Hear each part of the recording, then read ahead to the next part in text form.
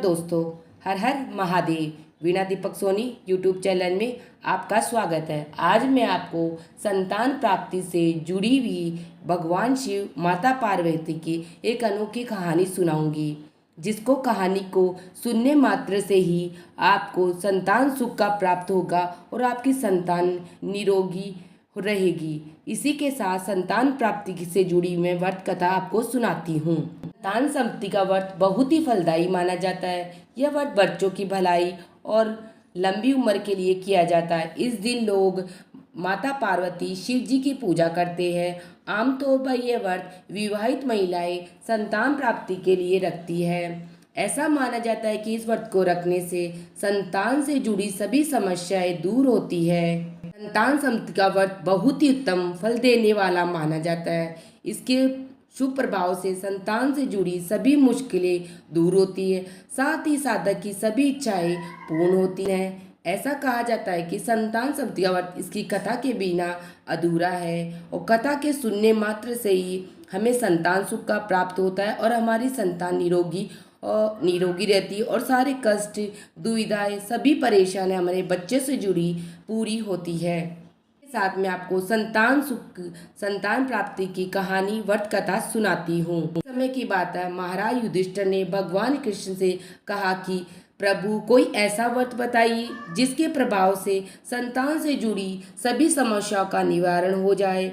यह सुनकर मुरलीधर ने कहा, मैं तुमको एक पौराणिक कथा को सुनाता हूँ, तुम ध्यान पूर्वक सुनो। एक समय की बात है, लोमय ऋषि ब्रजराज की खूब मथुरापुरी में वसुदेव देवकी के घर गए। वहाँ ऋतुराज का खूब सत्कार किया गया, जिससे वे प्रसन्न होकर उनको कथा सुनाते हैं। कथा के कहते लोमेश ने कहा, हे देवकी, दुष्ट दुराचारी पापी कंस ने तुम्हारे कई पुत्र को मार डाला, जिसके कारण तुम अत्यंत दुखी हो। इस प्रकार राजा नहुष की पत्नी चंद्रमुखी दुखी करती थी, किंतु उसने संतान संपत्ति का व्रत विधि पूर्वक और भाव के साथ किया, जिसके प्रभाव से उनको संतान का सुख प्राप्त हुआ। यह सुनकर देवकी ने हाथ जोड़कर मुनि से कहा, हे ऋषिराज, कृपा करके रानी चंद्रमुखी का संपूर्ण वृत्तांत तथा इस व्रत को विस्तार सहित मुझे बतलाइए, जिससे मैं भी इस दुख से छुटकारा पाऊं। तब लोमश ऋषि ने कहा, हे देवकी, अयोध्या के राजा नहुष थे। उनकी पत्नी चंद्रमुखी अत्यंत सुंदर थी। उनके नगर में विष्णुगुप्त नाम का एक ब्राह्मण रहता था। उसकी स्त्री का नाम भद्रमुखी था। वह भी अत्यंत रूपवती सुंदर थी। रानी और ब्राह्मणी में अत्यंत प्रेम था। एक दिन वे दोनों सरयू नदी में स्नान करने के लिए गई। वहां उन्होंने देखा कि अत्यंत बहुत सी स्त्रियां सरयू नदी में स्नान करके निर्मल वस्त्र पहनकर मंडप में शंकर व पार्वती की मूर्ति स्थापित करके पूजा कर रही थी। रानी और ब्राह्मणी ने यह देखकर उन स्त्रियों से पूछा कि बहनों, तुम यह किस देवता का और किस कारण से पूजन व्रत आदि कर रही हो? यह सुन स्त्रियों ने कहा, हम संतान संपत्ति का व्रत कर रही है और हमने शिव पार्वती का पूजन चंदन अक्षत आदि से 16 श्रृंगार विधि से किया है। यह सब इसी पुनीत व्रत का विधान है। यह सुनकर रानी और ब्राह्मणी ने भी इस व्रत को करने का मन ही मन संकल्प किया और घर वापस लौट आई। ब्राह्मणी भद्र तो इस व्रत को नियम पूर्वक करती रही, किंतु रानी चंद्रमुखी राज्य मद के कारण कभी इस व्रत को करती, कभी नहीं करती, कभी भूल जाती। कुछ समय बाद दोनों मर गई। जन्म में रानी बंदरिया और ब्राह्मणी ने मुर्गी की योनि में पाई। ब्राह्मणी मुर्गी की योनि में बहुत कुछ नहीं भूली और भगवान शंकर और पार्वती जी का ध्यान करती रही। उधर रानी बंदरिया की योनि में सब कुछ भूल गई। समय के बाद दोनों ने यह देह त्याग दिया। अब इनका तीसरा जन्म मनुष्य योनि में हुआ। उस ब्राह्मणी ने एक ब्राह्मणी के यहाँ कन्या के रूप में जन्म लिया। उस ब्राह्मण कन्या का नाम भूषण देवी रखा गया तथा विवाह गोकुल निवासी अग्रशील ब्राह्मण से कर दिया। भूषण देवी इतनी सुंदर थी कि वह आभूषण रहित होते हुए भी अत्यंत सुंदर लगती थी।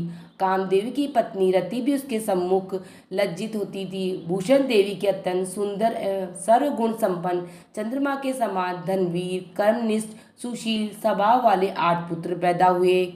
सब भोलेनाथ के व्रत का फल था। दूसरी ओर शिव विमुख रानी के गर्भ से कोई भी पुत्र नहीं हुआ। वह निसंतान दुखी रहने लगी। रानी और ब्राह्मणी में जो प्रीति पहले जन्म में थी, अब वह अब भी बनी रही। रानी जब वृद्धावस्था को प्राप्त होने लगी तब उसके गूंगा, बहरा, तब बुद्धिहीन, अल्पायु वाला पुत्र हुआ। वह 9 वर्ष की आयु में इस क्षणभंगुर संसार को छोड़कर चला गया। अब तो रानी पुत्र शोक में अत्यंत दुखी हो गई, व्याकुल रहने लगी। देव योग से भूषण देवी ब्राह्मणी रानी के यहाँ अपने पुत्रों को लेकर पहुंची। रानी का हाल सुनकर उसे बहुत दुख हुआ, किंतु उसमें किसी का क्या वश, कर्म और का फल स्वयं को ही भोगना पड़ता है, ब्रह्मा भी मिटा नहीं सकते। रानी कर्मच्युत थी, इसी कारण उसे दुख भोगना पड़ा। रानी पंडितान के इस वैभव और 8 पुत्रों को देखकर उससे मन में ईर्ष्या करने लगी तथा मन में उसके पाप उत्पन्न हुआ। उस ब्राह्मणी रानी का संताप दूर करके नियमित अपने 8 पुत्र को रानी के पास छोड़ गया। रानी ने पाप के वशीभूत होकर उन ब्राह्मणों की पुत्रों की हत्या करने के विचार से लड्डू में विष मिलाकर उनको खिला दिया, लेकिन शिव जी की कृपा से एक भी बालक की मृत्यु नहीं हुई। यह देखकर तो रानी अत्यंत ही आश्चर्यचकित हो गई। इस रहस्य का पता लगाने के मन में ठान ली। भगवान की पूजा से निवृत्त होकर जब भूषण देवी आई तो रानी ने उससे कहा कि मैंने तेरे पुत्रों को मारने के लिए इनको जहर मिलाकर लड्डू खिलाया, किंतु इनमें से एक भी नहीं मरा। तूने कौन सा दान पुण्य व्रत किया है, इसके कारण तेरे यह पुत्र नहीं मरे और तू नित्य नए सुख भोग रही है।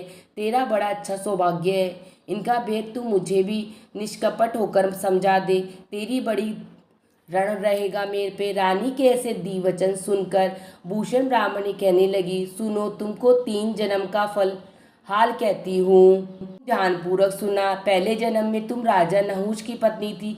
तुम्हारा नाम चंद्रमुखी था, मेरा भद्रमुखी था और ब्राह्मणी थी।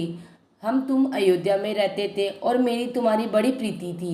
एक दिन हम दोनों सरयू नदी में स्नान करने गई और दूसरी स्त्रियों को स्नान संपत्ति का उपवास, शिव जी का पूजन अर्चन करते देखकर हमने इस उत्तम व्रत को करने की प्रतिज्ञा की, किंतु तुम सब भूल गई और झूठ बोलने का दोष तुम पे लगा, जिससे तुम आज भी भोग रही हो। मैंने इस व्रत का आचार विचार सहित नियम पूर्वक सदैव किया और आज मैं करती हूँ। जन्म में तुमने बंदरिया का जन्म लिया, तब मुझे मुर्गी की योनि मिली। भगवान शंकर की कृपा से इस व्रत के प्रभाव तथा भगवान को इस जन्म में भी न भूली और निरंतर उस व्रत को नियमानुसार करती रही। तुम अपने बंदरिया के जन्म में भी भूल गई थी। समझती हूँ कि तुम्हारे ऊपर यह तो भारी संकट है, उसका एकमात्र यही कारण है, दूसरा कोई इसका कारण नहीं है। इसीलिए मैं कहती हूँ कि आप अब भी संतान संपत्ति के व्रत को विधि सहित कीजिए, जिससे तुम्हारा ये कष्ट दूर हो जाएगा। ऋषि ने कहा, देव की भूषण ब्राह्मणी के मुख से अपने पूर्व जन्म की कथा तथा संकल्प इत्यादि सुनकर रानी को पुरानी बातें याद आ गई और पश्चाताप करने लगी तथा भूषण ब्राह्मणी के चरणों में पड़कर क्षमा याचना करने लगी और भगवान शंकर पार्वती जी के अपार महिमा के गीत गाने लगी। उस दिन से रानी के नियमानुसार संतान संपत्ति का व्रत किया, जिसके प्रभाव से रानी को संतान सुख भी मिला था। संपूर्ण सुख भोगकर रानी शिवलोक को गई। भगवान शंकर के व्रत का ऐसा प्रभाव है कि पथभ्रष्ट मनुष्य भी अपने पथ पर अग्रसर हो जाता है और अंत में ऐश्वर्य भोगकर मोक्ष प्राप्त करता है। लोमश ऋषि ने फिर कहा कि देवकी, इसीलिए मैं तुमसे भी कहता हूँ कि तुम भी इस व्रत को करने का संकल्प अपने मन में करो तो तुमको भी संतान सुख मिलेगा। इतनी कथा सुनकर देवकी हाथ जोड़कर लोमश ऋषि से पूछने लगी, हे ऋषिराज, मैं इस पुनीत उपवास को अवश्य करूँगी, किंतु माँ, आप मुझे इस कल्याणकारी एवं संतान सुख देने वाले उपवास का विधान, नियम, विधि आदि विस्तार से समझाइए। यह सुनकर ऋषि बोले, हे देवी, यह पुनीत उपवास भादों के महीने में शुक्ल पक्ष की दशमी के दिन किया जाता है। उस दिन ब्रह्म मुहूर्त में उठकर किसी नदी अथवा कुएं के पवित्र जल में स्नान करके निर्मल वस्त्र पहनिए।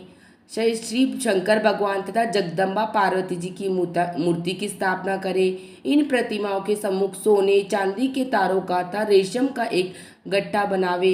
उस घंटे में 7 गांठें लगानी चाहिए। इस घंटे को धूप, दीप, अष्ट गंध से करके अपने हाथ में बांधे और भगवान शंकर से अपनी कामना सफल होने की प्रार्थना करे। तदंतर 7 पुआ बनाकर भगवान को भोग लगावे और साथ ही पुत्र यथाशक्ति सोने अथवा चांदी बनाकर इन सबको एक तांबे के पात्र में रखकर उनका 16 उपचार विधि से पूजन करके किसी सदाचारी धर्मनिष्ठ सपात्रता ब्राह्मण को दान देवे। उसके पश्चात 7 पुआ स्वयं प्रसाद के रूप में ग्रहण करे। इस प्रकार इस व्रत का पारण करना चाहिए। माल की शुक्ल पक्ष की सप्तमी के दिन हे देव की इस व्रत को इस प्रकार नियम पूर्वक से समस्त पाप नष्ट होते हैं और भाग्यशाली संतान उत्पन्न होती है तथा अंत में शिवलोक की प्राप्ति होती है। हे देव की मैंने तुमको संतान सप्तमी का वर्ष संपूर्ण विधि विधान से विस्तार पूर्वक वर्णन किया है। अब तुम विधि पूर्वक करो जिससे तुमको उत्तम संतान प्राप्त होगी। इतनी कथा कहकर भगवान आनंद कंद श्री कृष्ण ने धर्मावतार युधिष्ठिर से कहा, ही श्री लोमहर्षि जी इस प्रकार हमारी माता को शिक्षा देकर चले गए।